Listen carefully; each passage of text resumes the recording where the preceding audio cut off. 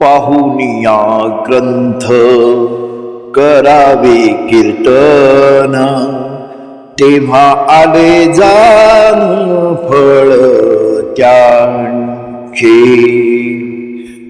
तेव्हा आले जाणून फळ त्यांचे. नाही तरी वाया केली तोंड पिठी, नाही तरी वाया केली तोंड पिठी. उरी ते शेवटी उरलीसे, उरी ते शेवटी उरलीसे. पढोनिया वेद, पढोनिया वेद, हरी गुण गावे, हरी गुण गावे. ठावे ते जाणावे तेव्हा झाले, तप तीर्थाटने तेव्हा कार्य सिद्धी.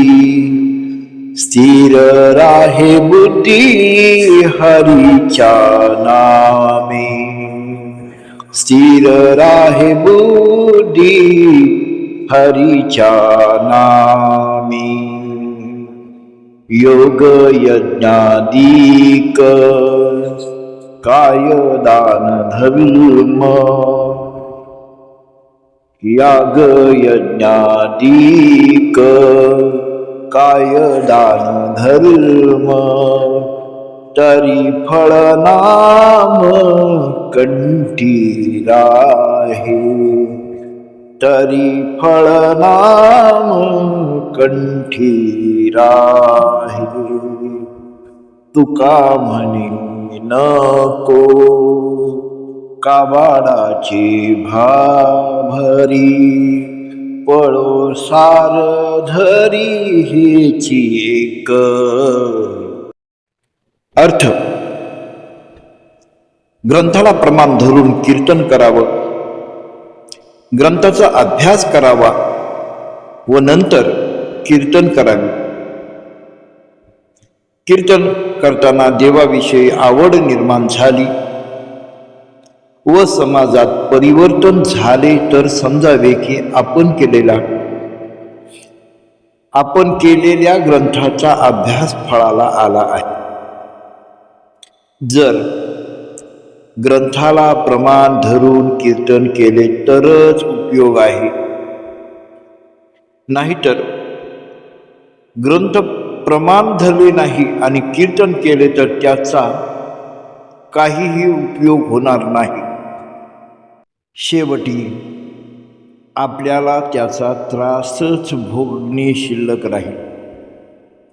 वेद पठन करावे, परंतु हरीचे गुण गाऊन, हरीचे गुण गायल्यानंतर वेद पठन आपण केले तर वेदाचा अर्थ आपल्याला समजेल. तर तप तीर्थाटन करताना चित्त हरीच्या नामाच्या ठिकाणी स्थिर करावे, तरच आपण केलेले कार्य सिद्ध होईल. हरीचे नाम जर आपल्या कंठात स्थिर नेहमी राहिले तरच याग यज्ञ दान धर्म केल्याचे कार्यसिद्धी, धर्म इत्यादी कार्य केल्याचे फळ आपल्याला भेटेल. जगद्गुरु संत तुकाराम महाराज म्हणतात, हे धरणेकरी ब्राह्मणा, अरे तू योग यागातील जप तप या काबाडात पडू नकोस. केवळ एकच मुख्य सार म्हणजे हरीचे नाम संकीर्तन. पाहुनिया ग्रंथ करावे कीर्तन, तेव्हा आले जाण फळ त्यांचे.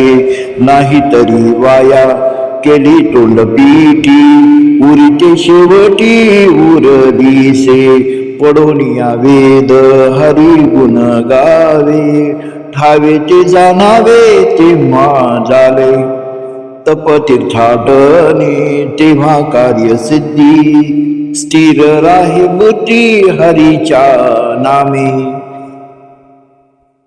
याग यज्ञाधिक काय दान धर्म, तरी फळ नाम कंठी राहे. तुका मनी नको काबाडाची भरी, पडो सार धरी हेची एक.